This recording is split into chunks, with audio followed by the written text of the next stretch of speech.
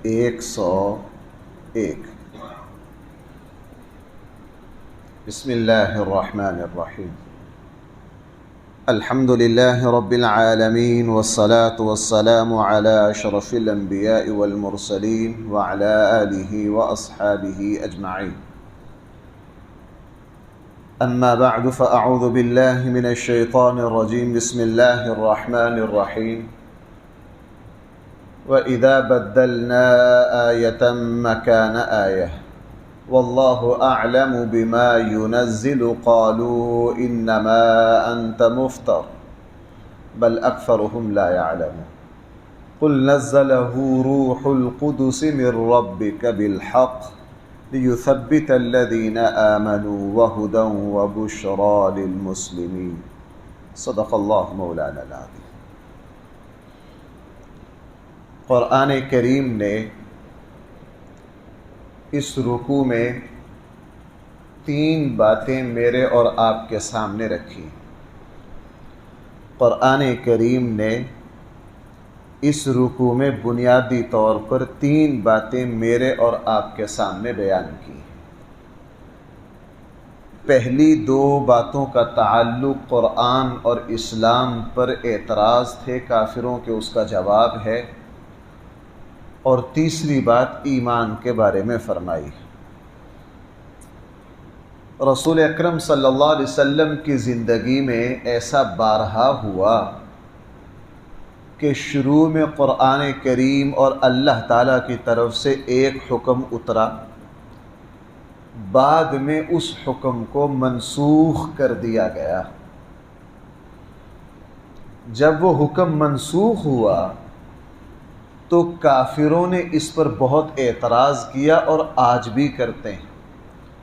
قرآن کریم کے خلاف آج تک مستشرقین نے جتنی کتابیں لکھی ہیں اس میں پورا ایک باب ہوتا ہے کہ قرآن کی جو احکام منسوخ ہو گئے اس پر وہ بحث کرتے ہیں۔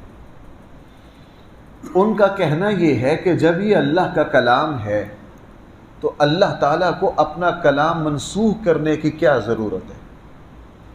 اللہ تعالیٰ کو اپنا کلام منسوخ کرنے کی کیا ضرورت ہے؟ اور اس میں کوئی شک نہیں، اسلام کے احکام میں قرآن کریم کی آیات میں رسول اللہ صلی اللہ علیہ وسلم کی زندگی میں نسخ ہوا ہے، کل عدم قرار دیا گیا۔ مثلا مکی زندگی میں حکم یہ تھا کفو ایدیکم، 5ویں پارے میں ہے کہ آپ کافروں کے ظلم کا جواب نہیں دے سکتے۔ کافروں نے 13 سالوں میں جو ظلم کیا، کسی ظلم کا جواب ہاتھ سے بالکل دے نہیں سکتے۔ اور مدینہ میں جب آئے تو یہ آیت منسوخ ہوگی، وہاں فرمایا کہ ان کافروں سے جہاد کرو، اور رسول اللہ صلی اللہ علیہ وسلم نے جہاد کیا، اینٹ کا جواب پتھر سے دیا، لیکن مکہ میں اجازت نہیں تھی۔ اب یہ جو مکہ میں حکم تھا کہ اپنے ہاتھوں کو روک کر رکھنا ہے، مدینہ میں آ کے بھائی آیت کیا ہو گئی؟ منسوخ ہو گئی۔ اسی طرح 10 احکام ہیں۔ نماز میں شروع میں گفتگو کی بالکل اجازت تھی، باتیں کر لیتے تھے، ایک دوسرے سے پوچھ لیتے، بعد میں آنے والا پوچھ لیتا تھا کتنی رکعتیں ہوئی ہیں، بتا دیا جاتا تھا 3 ہوئی ہیں۔ لیکن بعد میں نماز میں گفتگو سے بھائی کیا کر دیا گیا؟ منع کر دیا گیا۔ آپ کو پتہ ہے شراب جو ہے وہ 4 مراحل میں جا کے قرآن کریم نے 4 مرحلوں میں جا کے ان کو حرام قرار دیا ہے۔ شروع اسلام میں 24 گھنٹے کا روزہ جائز تھا، بعد میں اس کو ختم کر دیا گیا۔ شروع اسلام میں جو پانی آگ پر گرم کر لیا جائے تو اس سے وضو کرنا جائز نہیں تھا، بعد میں اس کی اجازت دے دی گئی۔ ایسے 10 احکام ہیں کہ وہ شروع اسلام میں تھے اور بھائی بعد میں ان کو کیا کر دیا گیا؟ منسوخ کر دیا گیا۔ مکی زندگی میں مشرکہ عورت سے نکاح جائز تھا۔ صدیق اکبر رضی اللہ عنہ کی جو بیوی ہیں مکہ میں، ایک بیوی ان کی مشرکہ تھی، اور بہت سارے صحابہ کی بیویاں کافرہ تھی، مشرکہ تھی۔ مشرکہ اور کافرہ عورت سے نکاح جائز تھا۔ مدینہ میں جا کے سورہ ممتحنہ نازل ہوئی 28ویں پارے میں، اس صورت نے دو ٹوک اعلان کر دیا کہ آئندہ سے کسی مشرکہ عورت کا کسی مسلمان مومن سے نکاح جائز نہیں ہے۔ تو یہ تشریع احکام تھے۔ کافر ان پر یہ اعتراض کرتے تھے، جناب اللہ تعالیٰ کو تو مستقبل کا علم ہے، اللہ تعالیٰ کو یہ بات زیبا نہیں ہے کہ وہ پہلے ایک حکم دے اور بعد میں اس کو کیا کرے، منسوخ کرے۔ یہاں قرآن نے اس اعتراض کو ہمارے سامنے رکھا ہے اور اس کا جواب دیا ہے، اور یہ اعتراض پہلے پارے میں بھی ہے۔ اصل میں یہ جو نسخ ہے نا، یہ حکمت پر مبنی تھا بہت، اس کو مثال سے سمجھا جا سکتا ہے۔ بعض باتیں جب تک مثال سامنے نہ آئے وہ سمجھ نہیں آتی، اس لیے قرآن کریم نے ہمارے آقا صلی اللہ علیہ وسلم نے 10 باتیں مثال سے سمجھائیں تاکہ ان کی حقیقت کھل کر سامنے آ جائے۔ یہ جو نسخ ہے، علماء نے لکھا کہ اس کی مثال اس طرح ہے جیسے ڈاکٹر جو ہے مریض کو دوائی دے، اور ڈاکٹر کو پتہ ہوتا ہے کہ اس مرض کے کتنے مرحلے ہیں۔ پہلا جو مرحلہ ہے وہ شدید ہے، اس میں ہمیں دوائی کتنی مدت کے لیے دینی ہے، پھر اس کی دوائی کہاں تبدیل کرنی ہے، پھر کہاں تبدیل کرنی ہے۔ شروع میں ڈاکٹر حضرات دوائی جو ہیں وہ لکھ دیتے ہیں، بھائی آپ نے یہ 1 ہفتہ دوائی کھانی۔ ہفتے کے بعد جب دوبارہ چیک اپ ہوا تو ڈاکٹر بھائی پہلی دوائی کو کیا کر دیتے ہیں، روک دیتے ہیں اور دوسری دوائی لکھ دیتے ہیں، اور دوسرا ہفتہ دوسری دوائی چلی، تیسرا ہفتہ جب چیک اپ ہوا تو ڈاکٹروں نے دوسری دوائی کو تبدیل کر کے تیسری دے دی۔ اب اگر کوئی بیوقوف ڈاکٹر سے لڑ پڑے کہ جی آپ نے پہلے ہفتہ جو دوائی دی تھی اگر وہ صحیح ہے تو دوسرے ہفتہ بھی وہی چلاؤ، اگر وہ صحیح نہیں ہے تو آپ نے پہلے ہفتہ وہ دوائی کیوں دی ہے، تو بھائی ڈاکٹر سے یہ لڑائی ہو سکتی ہے۔ ہر بندہ کہے گا بھائی تم اس مرض کا علاج بعد میں کروانا، پہلے اپنے دماغ کا بھی کرواؤ، لگتا ہے پاگل ہو گئے ہو۔ ڈاکٹروں کو پتہ ہوتا ہے کہ یہاں مرض کی صورتحال یہ ہے، اس کو 1 ہفتہ دوائی یہ دینی ہے، دوسرا ہفتہ دوائی یہ دینی ہے، اور اللہ تعالیٰ سے بڑا کوئی حکیم ہے نہیں ہے۔ اللہ جل جلالہ نے ایک حکم اتارا، وہ حکم سال 2 سال 3 سال کے لیے تھا، اس کے بعد اللہ جل جلالہ نے، اب دیکھیں نا جیسے رسول اللہ صلی اللہ علیہ وسلم نے مدینہ منورہ آ کے دیکھا کہ لوگوں نے کتے بہت رکھے ہوئے ہیں، اور دیکھا کہ ایک نامناسب میلان ہے حرام جانور کی طرف، جس طرح آج کل مغربی تہذیب کے اثرات ہمارے یہاں آ رہے ہیں، ہر گھر میں لوگ کتے اور بلیاں پال رہے ہیں، ساری ساتھ ہی سلاتے ہیں۔ ظاہر ہے یہ اسلام کے مزاج کے خلاف ہے، حرام جانور ہے، اس کو پاکی ناپاکی کا نہیں پتہ ہے۔ اب ہمارے سامنے مسائل آتے ہیں کہ جی میرا بیٹا ہے، اس نے کتا پال رکھا، ساتھ ہی سوتا ہے، تو جن لوگوں کی تہذیب ہے پھر ایسا ایسا انہی کا رنگ چڑھے گا۔ جی بلی ہے وہ ہمارے ساتھ ہی سوتی ہے، کھاتی ہے، پیتی ہے، سارا کل ساتھ ہی رہتی ہے۔ اب جب اللہ کے نبی نے یہ دیکھا تو مدینہ میں آ کے بھائی کتوں کو مارنے کا حکم دیا، اور بعد میں جب یہ دیکھا کہ اب ان کا کتے کی طرف میلان ختم ہو گیا ہے، اجازت دے دی۔ شراب کا حکم شروع میں آیا، فرمایا شراب بھی حرام ہے، جن برتنوں میں شراب رکھتے تھے ان کو بھی کیا کرو، توڑو، حدیث میں ہے۔ اب یہ علاج ہے روحانی۔ اللہ کے نبی کو پتا تھا کہ شروع میں ان کے دلوں میں شراب کی نفرت پیدا کرنے کے لیے وہ برتن بھی تڑوانا ضروری ہیں۔ جب صحابہ اکرام نے شراب کو بھی چھوڑ دیا، برتن بھی توڑ دیے، اور توڑنے کے بعد جب دیکھا کہ اب ان لوگوں کو شراب سے نفرت ہو گئی ہے، پھر فرمایا کہ تمہارے پاس جو شراب کے برتن پڑے ہوں اب ان کو عام استعمال کر سکتے ہو، اجازت دے دی۔ تو اس کا تعلق حکمت پر تھا، علاج پر تھا۔ ماہر ڈاکٹر جو ہے وہ دوائی میں، پرہیز میں، علاج میں تبدیلی کرتا ہے، اس کو کوئی بھی عقل مند جو ہے وہ غلط نہیں کہہ سکتا۔ قرآن کریم اور اسلام کے احکام میں جو نسخ ہوا، پہلے ایک حکم آیا پھر اس کی جگہ دوسرا حکم آیا، وہ حکمت پر مبنی تھا، اور ہر حکم کے الگ الگ حکمتیں تھیں۔ اس لیے پہلی بات تو قرآن کریم نے یہاں یہ فرمائی۔ دوسری بات، وہ بڑی آپ اس کو کیا کہہ سکتے ہیں، بڑی کمینی اور بڑی ہلکی بات ہے۔ وہ یہ کہ نبی کریم صلی اللہ علیہ وسلم مکی زندگی میں 2-3 غلاموں کا تذکرہ تاریخ میں ملتا ہے۔ یہ جو غلام تھے یہ عیسائی مذہب سے تعلق رکھتے تھے، اور یہ ان علاقوں کے تھے جہاں انبیاء سابقہ انبیاء مبعوث ہوئے ہیں، عیسائی مذہب سے تعلق رکھتے تھے، آسمانی دین کی کچھ نہ کچھ باتیں ان کو یاد تھیں۔ رسول اکرم صلی اللہ علیہ وسلم مکہ میں، ظاہر ہے اللہ کے نبی کا خاندان تو مکہ کا سب سے مشہور خاندان تھا، تو یہ غلام رسول اللہ صلی اللہ علیہ وسلم سے ملتے جلتے، کچھ تبادلہ خیال کرتے، کچھ مکالمہ کرتے۔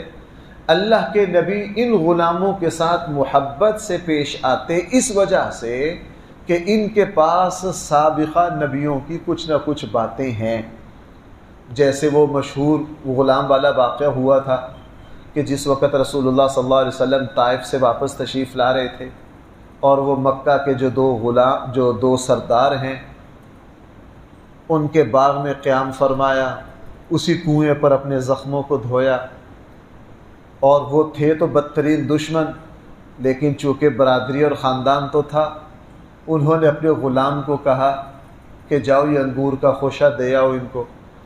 غلام نے جب رسول اللہ صلی اللہ علیہ وسلم کی خدمت میں وہ انگور کا خوشہ پیش کیا تو نبی کریم صلی اللہ علیہ وسلم نے بسم اللہ پڑھ کر اس کو کھایا۔ وہ غلام چونکا، اس نے کہا آپ نے یہ کیا کلمہ کہا ہے؟ آپ کی قوم تو یہ کلمہ نہیں کہتی۔ چونکہ مکہ کے کافر جب کھانا کھاتے تو اللہ کا نام نہ لیتے، اپنے بتوں کا نام لیتے۔ بھائی کس کا نام لیتے؟ رسول اللہ صلی اللہ علیہ وسلم نے بسم اللہ کا نام لیا، تو اس غلام نے کہا آپ کی قوم تو یہ کلمہ نہیں کہتی، آپ نے یہ کیسے کہہ دیا؟ یہ کلمہ تو اللہ کے نبیوں کی زبان پر ہے۔ رسول اللہ صلی اللہ علیہ وسلم نے فرمایا تجھے کیسے پتہ ہے اس کلمہ؟ واقعی انبیاء علیہم الصلاۃ والسلام کھانا کھانے سے پہلے اللہ کو یاد کرتے تھے، تجھے کیسے پتہ ہے؟ اس نے کہا جی میں نینوا بستی سے میرا تعلق ہے جہاں حضرت یونس علیہ السلام اللہ کے پیغمبر آئے تھے، میرا اس بستی سے میرا تعلق ہے، اور ہمارے خاندان میں یہی چلتا ہے کہ جب ہم کھانا کھاتے ہیں تو پہلے کس کا نام لیتے ہیں؟ اللہ کا نام لیتے ہیں۔ اور وہ غلام سمجھ گیا کہ یہ واقعتاً اللہ کے نبی ہیں، چونکہ یہ کلمہ پورے مکہ میں کسی کو پتہ نہیں ہے، یہ کلمہ اسی کو پتہ ہو سکتا ہے جو اسی کے علم میں ہو سکتا ہے بھائی، جو کیا ہے؟ اللہ کا نبی۔ اب آپ کو پتہ ہے جو مخالف ہوتے ہیں وہ بات کا بتنگڑ بنا سکتے ہیں، بھائی اس کو سمجھنا، جو مخالف ہوتے ہیں بھائی وہ بات کا بتنگڑ بنا۔ جو شخص آپ کا مخالف ہے نا، آپ کی زبان سے اگر تو نکلا ہے نا تو انہوں نے کہنا ہو اس نے آپ کو گالی دی ہے، اس نے آپ کو کیا دی ہے؟ وہ دو بندوں میں آپس میں دشمنی تھی نا بڑی، ان میں سے ایک نے دوسرے کو کہا اوے حاجی، صاحب نے ساتھ کہا، کیا کہا؟ حاجی۔ لڑائی ہو گئی، خاندان دوسرے لوگ آگے بھائی کیوں لڑے ہو تم؟ کہنے لگے اس نے مجھے گالی دی ہے، اس نے مجھے کیا دی ہے؟ گالی دی ہے۔ جی میں نے آپ کو گالی کہاں دی ہے؟ میں نے کیا کہا آپ کو؟ کہنے لگے اس نے مجھے حاجی کہا ہے۔ سب کہنے لگے یار حاجی تو گالی نہیں ہے۔ کہنے لگے نہیں جی گالی ہے۔ وہ کس طرح؟ کہنے لگا حاجی جو ہے وہ بر وزن چابی ہے، حاجی جو ہے وہ کس کے وزن پر ہے؟ چابی، اور چابی بر وزن ساگی، اور ساگی کہتے ہیں کتے کو، لہٰذا اس نے مجھے کتا کہا ہے۔ سب کہنے لگے واہ واہ کمال ہو گیا۔ اب کبرا صغرا ملا کے، چونکہ ذہن میں بدگمانی ہو تو آدمی پھر چھوٹی سی بات کا بتنگڑ اسلام نے بدگمانی سے اسی لیے منع کیا۔ بدگمان شخص ذرے کو پہاڑ بنا سکتا ہے، بدگمان شخص بھائی کیا کر سکتا ہے؟ ذرے کو پہاڑ بنا سکتا ہے۔ اسی لیے رسول اللہ صلی اللہ علیہ وسلم کو جب آپ کی زوجہ مطہرہ اعتکاف میں ملنے کے لیے تشریف لائیں، مغرب کے بعد اللہ کے نبی اپنی زوجہ کو مسجد سے رخصت کر رہے تھے، حالانکہ وہ اجرے ساتھ تھے، تو ایک صحابی وہاں سے گزرے، انہوں نے گزرتے گزرتے یوں غور سے دیکھا کہ اندھیرے میں کون مرد اور عورت کھڑے ہیں، تو رسول اللہ صلی اللہ علیہ وسلم نے ان کو آواز دی اور آواز دے کر بتلایا کہ میرے ساتھ زینب کھڑی ہیں۔ اب وہ صحابی چونک گئے، انہوں نے کہا اللہ کے حبیب میں آپ کے بارے میں کیوں بدگمانی کروں گا؟ حضور نے فرمایا نہ، شیطان جو ہے وہ خون کی طرح رگوں میں دوڑتا ہے، وہ کسی وقت بھی بدگمانی پیدا، جب بدگمانی آ جائے شیطان وہ خباثت کی ایک چھوٹی سی اینٹ رکھتا ہے، اس کو پتہ یہ جو اینٹ میں نے رکھی ہے نا اس کے اوپر 7 منزلیں خود بخود تعمیر ہو جائیں گی، 7 منزلیں خود بخود کیا ہو جائیں گی؟ اب کافر چونکہ اللہ کے نبی کے دشمن تھے، اب بات کا بتنگڑ دیکھیں کیسے بنا۔ اللہ کے نبی چونکہ یہ غلاموں سے ملتے جلتے تھے، یہ جو غلام تھے یہ ان علاقوں کے تھے جہاں نبی ہوئے ہیں، یہ غلام ان کی جو مذہبی حالت تھی وہ مکہ کے کافروں سے بہتر تھی، یہ شرک سے بچتے تھے۔ اب کافروں کو بات مل گئی، انہوں نے بات کا بتنگڑ بنایا، انہوں نے کہا جناب اس شخص پر جو قرآن جو کلام اتر رہا ہے نا، یہ اصل میں یہ جو غلام ہے نا یہ اس کو گھڑ گھڑ کے بتاتے ہیں، اور ان کا گھڑا ہوا کلام جو ہے وہ ہمیں سنا دیتا ہے، اور پھر سنا کر ہمیں یہ کہہ دیا جاتا ہے یہ کس کا کلام ہے؟ یہ اللہ کا کلام۔ اب بات تھی کتنی اور بن گئی کتنی؟ بات تھی کتنی اور کافروں نے، یہ دشمن کا کام ہے، ہمارے ہاں سیاسی گند دیکھ لیجئے، بات ہوتی کتنی ہے اور وہ بنتی کتنی ہے، یہ تو ہم پاکستانی قوم سے زیادہ کس کو تجربہ ہے؟ ہمارے ہاں دیکھ لیجئے۔ قرآن کریم نے جب وہ رسول اللہ صلی اللہ علیہ وسلم کے خلاف یہ پروپیگنڈا کیا گیا کہ اللہ کے نبی کو جو کلام آتا ہے یہ کس نے سکھایا ہے؟ غلاموں نے سکھایا۔ قرآن کریم نے ایک جواب یہاں نہیں دیا، یا یوں کہہ لیجئے اشارہ کر دیا قرآن کریم نے۔ قرآن کریم نے کیا کہا؟ قرآن کریم نے کہا بے شرمو تمہارا یہ اعتراض خود تمہارے اپنے منہ پر تماچا ہے۔ بھائی سننا ذرا میری بات، قرآن کریم نے کیا فرمایا؟ قرآن نے تو ایک لفظ بولا ہے، یہ میں تشریح اپنی طرف سے کر رہا ہوں سمجھانے کے لیے۔ قرآن کریم نے ارشاد فرمایا تمہارا نبی کریم صلی اللہ علیہ وسلم پر یہ اعتراض کہ اس پر جو کلام اس کی زبان مبارک سے نکل رہا ہے یہ کس نے سکھایا ہے؟ غلاموں نے۔ یہ خود تمہارا اپنے منہ پر تماچا ہے، اعتراف شکست ہے، تمہارے چہرے کی سیاہی ہے، وہ اس لیے کہ تم مکہ والے لوگ پوری دنیا میں اپنے آپ کو سب سے زیادہ فصیح و بلیغ سمجھتے ہو، اور سچ تھا مکہ والوں کی زبان اس وقت دنیا میں سب سے اعلیٰ زبان تھی عربی، اور جن غلاموں کے بارے میں تم کہہ رہے ہو یہ اجمی ہیں، یہ کیا ہیں؟ اجمی ہیں۔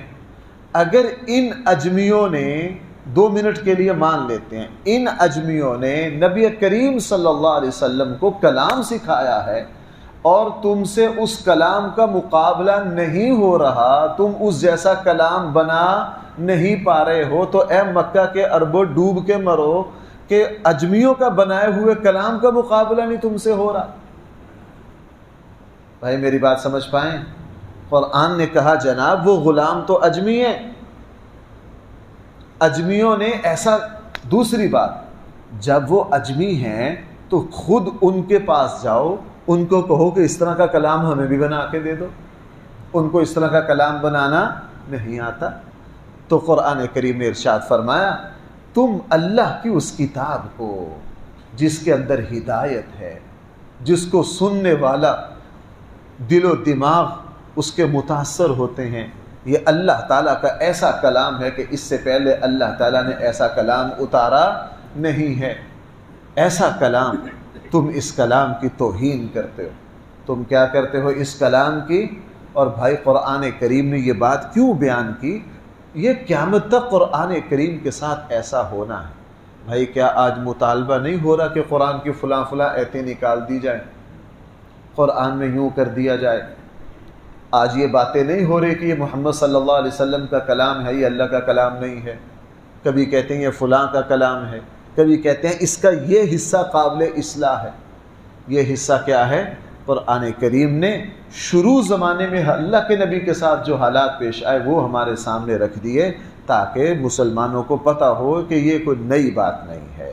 اب ذرا الفاظ دیکھیے، 2 باتیں میں نے بیان کی ہیں، تیسری رہ گئی ہے انشاءاللہ وہ کل صحیح۔ اب ذرا الفاظ دیکھیے، اللہ تعالیٰ نے ارشاد فرمایا وَإِذَا بَدَّلْنَا آیَةً مَكَانَ آیَةٍ، جب ہم تبدیل کرتے ہیں ایک آیت کی جگہ دوسری آیت کو، ہم ایسا کیوں کرتے ہیں؟ واللہ اعلم، اللہ کا علم کیا ہے؟ سب سے زیادہ ہے۔ اللہ تعالیٰ اچھی طرح جانتے ہیں بما ينزل، جو اللہ تعالیٰ نازل کرتے ہیں۔ قالوا، کافر یہ اعتراض کرتے ہیں، انما انت مفتر، کہ یہ تو آپ نے خود گھڑ لیا ہے۔ رسول اللہ صلی اللہ علیہ وسلم کے بارے میں کیا کہتے ہیں؟ یہ آپ نے، بل اکثرهم لا يعلمون، بلکہ اکثر کافر علم رکھتے ہی نہیں۔ قل، آپ ان کو جواب دے دیجئے، نزلہ روح القدس من ربک بالحق، نازل کیا ہے قرآن کریم کو روح القدس نے یعنی جبرائیل نے، من ربک، آپ کے رب کے حکم سے، بالحق، پوری سچائی کے ساتھ۔ کیوں نازل کیا ہے قرآن کا؟ بھائی ذرا میری طرف متوجہ ہونا، جہاں بھی قرآن کے نازل ہونے کی غرض خود قرآن بیان کرتا ہے، میں آپ حضرات کو اور اپنے آپ کو متوجہ کرتا ہوں کہ قرآن کے آنے کا مقصد کیا ہے۔ بھائی میری بات سمجھتے ہیں آپ؟ قرآن کے آنے کا مقصد کیا ہے؟ ہمیں اس وقت ہم قرآن کی تلاوت سے ثواب لینا چاہتے ہیں، برکتیں لینا چاہتے ہیں، اپنے دل کا سکون لینا چاہتے ہیں۔ یہ غلط نہیں ہے، یہ ساری قرآن کی برکتیں ہیں، لیکن یہ ساری نمبر 2 پر ہیں۔ قرآن کا بنیادی مقصد رہنمائی ہے کہ انسانیت اس پر عمل کرے، اس سے رہنمائی حاصل کرے۔ میں اکثر مثال دیتا ہوں، اور یہ بڑے بڑے علماء نے یہ مثال لکھی ہے۔ ایک آدمی بھینس لایا، کسی نے پوچھا بھائی بھینس کس لیے لائے ہو؟ پرانا زمانہ تھا نا، کچے گھر ہوتے تھے، اس کے گوبر سے وہ لپائی کیا کرتے تھے، پرانے لوگوں کو پتہ ہوگا۔ کہنے لگے میں بھینس اس لیے لایا ہوں تاکہ اس کے گوبر سے مکان کی لپائی کروں۔ تو کسی عقل مند نے کہا بے وقوف، یہ کیا بات تو نے کہی ہے؟ تو یہ کہتا کہ میں اس لیے لایا ہوں تاکہ اس کا دودھ پیوں، پھر بھی تو گوبر تیرے پاس ہی تھا۔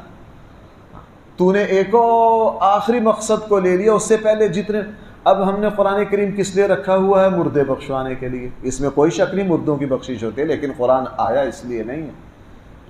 ہم نے قرآن کس کو سمجھ رکھا ہے؟ دکان کے افتتاح کے لیے، مارکیٹ کے افتتاح کے لیے۔ ہمارے پاس آئے رہتے مجھ صاحب کے بچے دے دیتے، بھائی کیا کرنا ہے جی؟ ہم دکان کا افتتاح کر رہے ہیں۔ بھائی بچے تو دے دیتے ہیں، اصل برکت وہاں تلاوت سے نہیں ہونی، اپنی تجارت کو قرآن کے مطابق کرو گے خود بخود برکت ہو جائے گی، جھوٹ نہیں بولو گے خود بخود برکت ہو جائے گی۔ اب ہم قرآن سے رہنمائی، وہ ماہر القادری اللہ تعالیٰ ان کی مغفرت کرے، قرآن کی 100% صحیح ترجمانی کی ہے۔ میں طاقوں میں سجایا جاتا ہوں، یوں کیا جاتا ہوں، پنچایتوں میں قسمیں بھی میری لی جاتی ہیں، معاہدہ بھی میرے اوپر ہوتا ہے، اور میرے اوپر ماشاءاللہ شادی حال سے بچی کو رخصت کر رہے ہیں قرآن کے سائے میں، اور پیچھے ماشاءاللہ موسیقی بج رہی ہے، پردے کا کوئی نام و نشان نہیں، اور سودی لین دین ابھی ہوا ہے، بے پردگی ہے، بے حیائی ہے، نماز کا کسی کو پتہ نہیں۔ بس برکت چاہیے کہ بچی کو کس کے سائے میں رخصت کر رہے ہیں؟ قرآن کے سائے۔ یہاں دیکھیے قرآن کیا کہہ رہا ہے، قرآن کیوں اترا؟ لِيُثَبِّتَ الَّذِينَ آمَنُوا، تاکہ ثابت قدم کر دے ان لوگوں کو جو ایمان لائے۔ ایمان والے جب قرآن کا مطالعہ کرتے ہیں اور اپنے حالات کو دیکھتے ہیں تو ان کا دل مضبوط ہو جاتا ہے۔ وَهُدَى، اس قرآن میں رہنمائی ہے، وَبُشْرَى لِلْمُسْلِمِينَ، اور مسلمانوں کے لیے خوشخبریاں ہیں، جنت کا تذکرہ ہے۔ وَلَقَدْ نَعْلَمُ، ہم یقیناً اچھی طرح جانتے ہیں، أَنَّهُمْ يَقُولُونَ، یہ کافر جو اعتراض کرتے ہیں وہ کیا؟ إِنَّمَا يُعَلِّمُهُ بَشَرٌ، یہ کافر کہتے ہیں کہ یہ قرآن تو رسول اللہ صلی اللہ علیہ وسلم کو ایک بشر نے سکھایا ہے۔ حالانکہ لسان الذی، اس شخص کی زبان، یلحدون الیہ، جس کی طرف یہ کافر اشارہ کرتے ہیں، اعجمی، اس کی زبان تو اجمی ہے۔ وَهَذَا لِسَانٌ عَرَبِيٌّ مُبِينٌ، اور اس قرآن کی جو زبان ہے وہ تو بڑی واضح عربی ہے۔ اے اللہ، یہ عربی ہو کر پھر اس طرح کا گھٹیا سوال کیوں کرتے ہیں؟ قرآن کہہ رہا ہے اصل وجہ یہ ہے، ان الذین لا یؤمنون بآیات اللہ، یقیناً وہ لوگ جو اللہ کی آیات پر ایمان نہیں لاتے، لا یہدیہم اللہ، اللہ تعالیٰ ان کو کبھی بھی سیدھی راہ نہیں دکھاتا، وَلَهُمْ عَذَابٌ علیم، اور ان کے لیے دردناک عذاب ہے۔ انما یقیناً یفتری الکذب الذین، یہ جھوٹ وہ لوگ گھڑتے ہیں لا یؤمنون بآیات اللہ، جو اللہ کے آیات پر ایمان نہیں لاتے، وَأُولَئِكَ هُمُ الْكَاذِبُونَ، اور یہ سارے پکے جھوٹ بولنے والے ہیں۔ اللہ تعالی ہم سب کو صحیح فہم عطا فرمائے۔ الحمدللہ رب العالمین، والصلاة والسلام علی سید الانبیاء والمرسلین وعلى آلہ واصحابہ اجمعین۔ ربنا آتنا فی الدنیا حسنہ وفی الآخرۃ حسنہ وقنا عذاب النار۔ ربنا ظلمنا انفسنا وإن لم تغفر لنا وترحمنا لنكونن من الخاسرین۔ صلی اللہ تعالی علی خیر خلقہ سیدنا مولانا محمد وآلہ واصحابہ اجمعین برحمتہ۔